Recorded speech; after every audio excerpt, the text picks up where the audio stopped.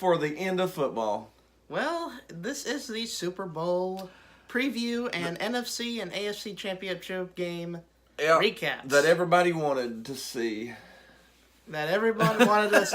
Well, if you wanted to hear our opinions about what happened during the NFC and AFC Championship games. We'll do a little recap of the championship games, and then we'll do our pick and preview for the Super Bowl. Super Bowl 53. Super Bowl 53. First, we had the Rams at the Saints, and that's probably the most controversial NFC Championship game in years. And ever, maybe. I don't remember one ending with such a blatant no call. Oh gosh, that was just that would have ended the game. The Saints should have won the game, but the Rams did win the game. Rams won 26-23 in overtime. This is the first time I think I can ever remember too that both games went to overtime. Yeah, both of these championship games went to an extra period. Went to an extra period. But the Rams won it, but the Saints should have. Yeah. But do you want to add a little more about how we felt about how each team played? I mean, there's two sides of the argument. I mean, there's one that said it was Drew Brees' fault and he threw an interception and it was on him. The game shouldn't have even got to that point, though. The game would have been over before it even went to overtime. That should have not even mattered. Or you could be on Dad's side. I'm on that side. Because the reason Brees threw an interception was because they didn't call the penalty that would have ended the game before the interception even happened. So I said I'm a Cowboy fan. I'm not I like the Saints, and honestly I like the Rams. The Rams are not too bad, but that was a horrible call. Well, that was a horrible call. If the Saints were gonna lose, then you could have let them lose in a less controversial and. When the guy stood there and looked at the guy get ran over like a truck, and then the ball bounced after he got ran over by a truck. And then you find out that all the referees that were in that game were from Southern California. Someone needs to pick someone on for that. I mean, even if it wasn't done on purpose, you're like, really? Yep. What? Somebody really needs to get on to somebody in the NFL. Yeah. That was hard. That was horribly done all the way around. It was just that call bad. will probably follow that game forever. Yeah, it will be called that game. Or the best PI call. Did you see that game? Did you see that blown call? That'll be the way they call it. That could cost someone a job. And I mean, otherwise it was a pretty good game. Like the passing yards, Goff had 297, Brees had 249. Brees had 2 touchdowns. Goff had 1 touchdown. The game was perfectly fine. It was, Kamara had right at 100 yards receiving. Cooks had about 100 yards receiving. It was a really good play, and then that call ruined it. I mean, that call ruined the integrity of the game, and it's almost ruined the integrity of the sport. There, the way that this ripples throughout the landscape of the NFL. Mm-hmm. So but, it looks really bad on Roger Goodell. It looks really bad on him. Because you think it's on him? Oh, it all falls back to him. He's the boss. It's his job to produce quality product, quality officials, quality officialing. He's officiating, quality officiating. It's on Goodell to do that. So well, that is right. He is the commissioner. He's the boss. He's the boss. Yeah, you should better look at that and go, maybe we shouldn't have every ref from Southern California calling a game with the Southern California team in it. Yeah, the team is from L.A., so... Yeah, so that was a little crazy. But you could have picked them from 2 completely different regions, from New Orleans and Los Angeles, and I would have been tolerated. Yeah. At least I would have given them that. But hearing that news just gives us a bit of suspicious thoughts. That's sort of a crappy way to end a good game. And it was a really good game. It was a really good game until that moment happened. Uh-huh. But we respect you if you have a different opinion. Oh yeah, us. that's just where we saw. We'll jump on over to the AFC Championship game. We had the Patriots beating the Chiefs in overtime. Let's say that was overtime too. Chiefs didn't even get to touch the ball. It's the controversial overtime that everybody hates in the NFL. Oh yeah, the coin flip. The coin flip. We were actually sitting watching the game, and I told Austin, I said, whoever wins the coin flip is going to win the game because both offenses are unstoppable right now. So Patriots won a coin flip. Patriots won the game. Yeah, that was it. The Chiefs didn't even get a chance to even do anything. Of course, people would say, well, they had their chances in the regular game, no? Is it? But yeah, but both of them did. And then that one was almost cream puffed called. If you went like that, it was a personal foul in that game. Where in the Saints you could get run over by a truck and it wasn't even a it's penalty. The complete opposite. It was complete opposite one to the other. It was really weird to see. The least I can ask is for a little bit of consistency. Yeah, there's not a lot of consistency. I think the refs need to be totally revamped. I think it needs to be a full-time paid position. I mean, the NFL's making enough money. Oh yeah, it's definitely making enough money to hire full-time professional NFL officials. Especially when you have the Super Bowl to your title, and for it to have so much history and legacies are made through the Super Bowl. But I think it's time to fix the officiating. I think there needs to be something done across the board with the officiating. Like I said, it's too inconsistent. There's too many blown calls. I mean, there's too many cameras and too many officials on the field. How about putting an official every 10 yards? I don't care if you got 20 officials on the field. As long as the game is called properly. I mean... Or they could get robots. Robots! Yes. Robots take over the world. Okay. That's a joke, people. That's a joke. Yeah. Okay, now let's just talk about the game and the Chiefs and the Patriots. The Chiefs and the Patriots. The result was no surprise, but the game we got was really competitive. It was really competitive. The Chiefs started out slow. The Chiefs started out like they were a little uptight. But that comes with youth. But they kicked it. Brady threw 2 interceptions. The Chiefs just couldn't take advantage of him making those mistakes.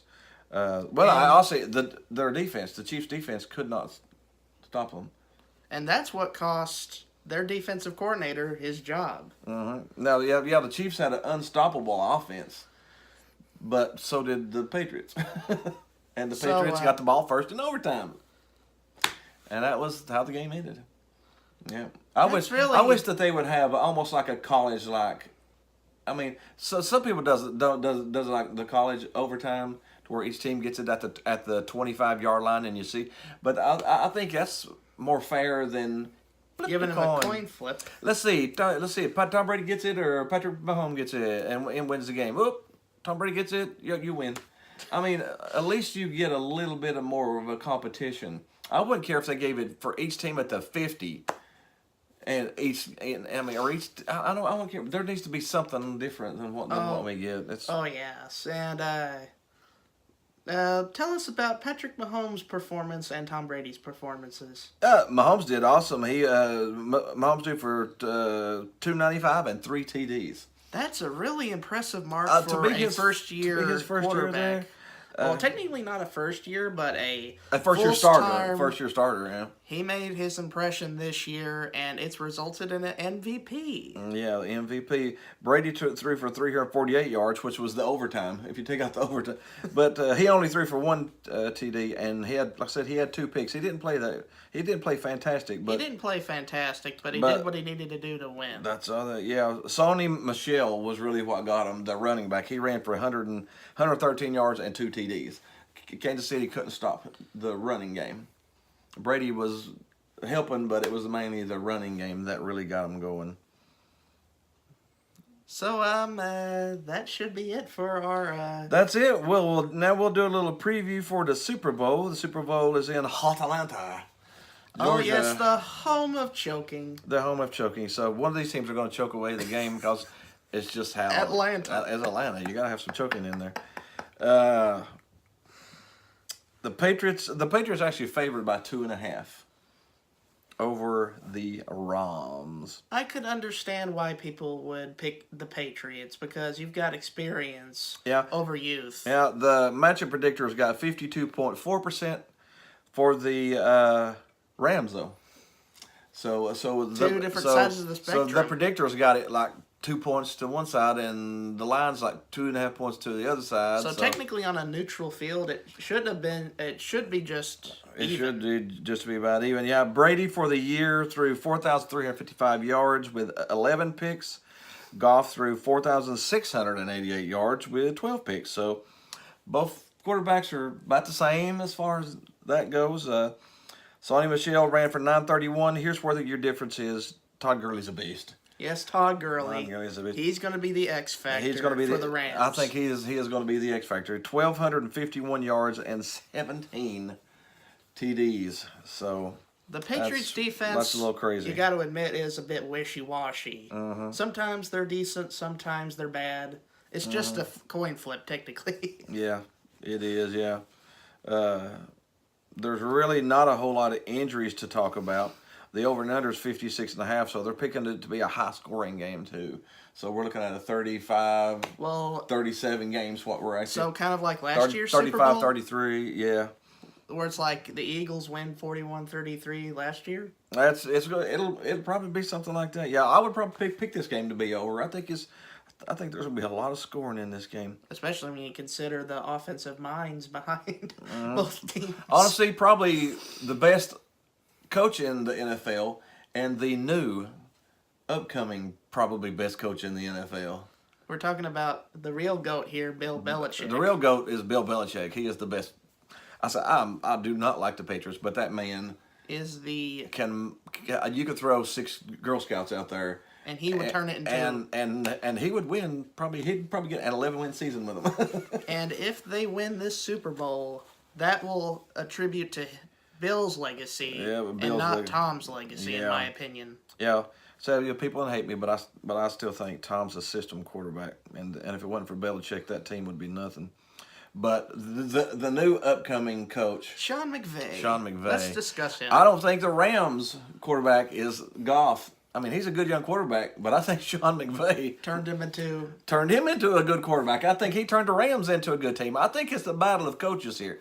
I think which coach can outcoach the other one is going to make a bigger difference. Well, the master, as the players. Well, the Jedi Master or the young Padawan. Yeah, take over, because that they actually texted each other throughout the season and stuff like that. So they've been. I mean, did fate smile on them or something? I don't know. It's going to be an interesting game, but I am calling the wild card to be Gurley. I think that Gurley will do a little more damage than what people are thinking he's going to do. Of course, he's the superstar. He's the guy that, of course, the Patriots are going to focus on him. Because Todd Gurley is a big name in their offense. But if you focus on him too much, I mean, the Rams are going to throw for 500 yards on you. So they've got so many weapons on both sides. That's where coaching comes in. Whichever coach can outcoach the other one is going to win this game. Because I think these are two of the best coaches in the league right now. I mean, the Rams has got wide receivers on many positions. They've got depth. They've got another running back behind Todd Gurley, if that's not enough to worry about. C.J. Anderson. Yeah. Who's been a bowling ball recently. A bowling ball. So, I mean, do you stop one? Do you stop the other one? They're going to be fresh legs. Both of them are going to be fresh legs in that Rams offense. And then you could even throw in a little Kelly behind him. The good little Tennessee Vols back there about being the... There's a little UT in him. I got to bring UT out. There's been a UT player in more Super Bowls than any other team in the history of college football. But I'm just saying. But anyways, my prediction for the game? We'll go ahead and do the prediction. Let's do the prediction. I'm going 37-31 Rams.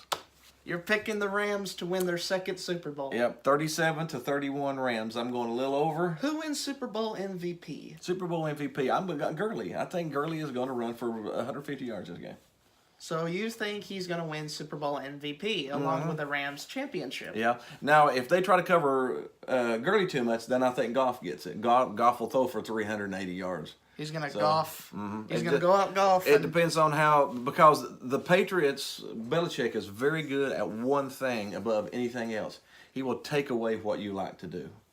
Whatever your favorite way of scoring and getting the ball down the field, Belichick will figure out how to take that away from you. There's a difference in that too, because the Rams have got so many options. That's what I'm saying. That's what if you take away something, I mean, there's so much left over. If you take away Todd Gurley, then what about the passing game? Yeah. If you take away Jared Goff, then what about Todd Gurley? If you take away Todd Gurley, where's C.J. Anderson? If you take away Anderson, where's Todd Gurley?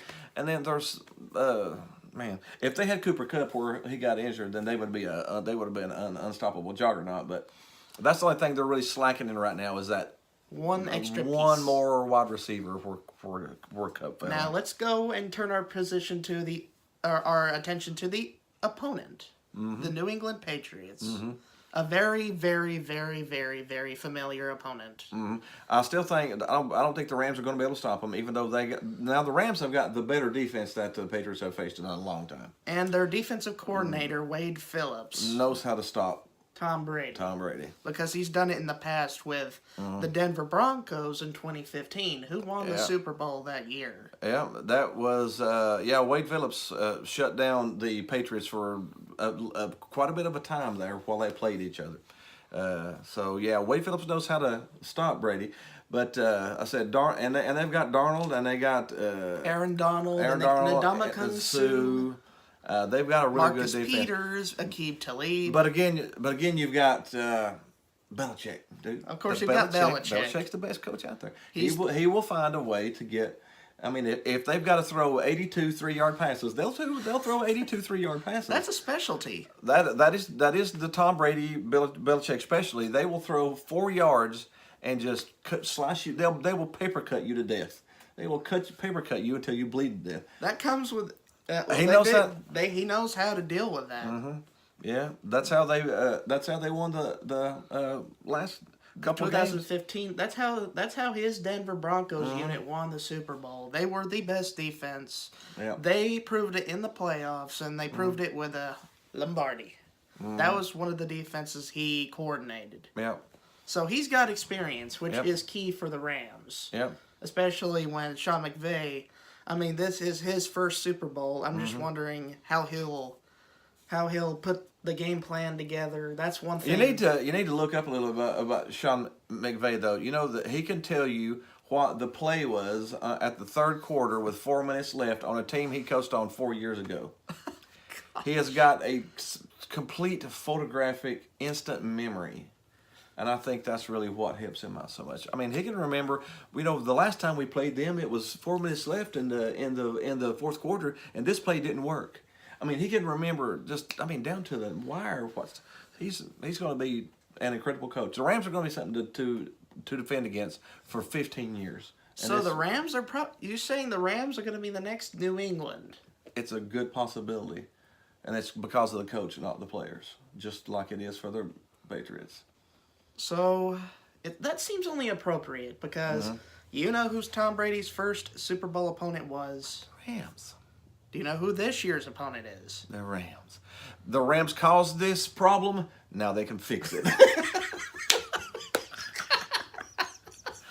Oh, but I guess that's it. We'll go ahead and get on off here. But you forgot my prediction. Oh, what's your prediction? I got 37-31. What you got? I've got it a tad higher of a score. What's that? But I predict a 38-34 Rams win. That'll be a good, nice, high-scoring game, too. Well, no matter what, I'm looking forward to the halftime show. That's going to be my... Oh, that halftime show. We need to mention that. No, the halftime show is with going sweet, to be awesome. sweet victory. That is going to be awesome. Victory. Yes. So everybody out there that signed the petition to get SpongeBob on a halftime show, thank you. And we'll get out of here. Okay, just to let you guys know, we're sorry if we talked a little too much about the refs at that one point. We're going to talk. Well, that's fine.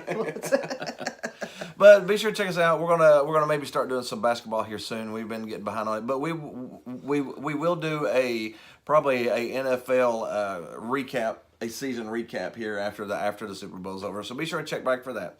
Be sure to hit the like button, hit the subscribe button, leave a comment. Hit the groovy baby button. Hit the groovy baby button. That's going to be up here somewhere, right in there somewhere. Other than that, we're gone. See you next week.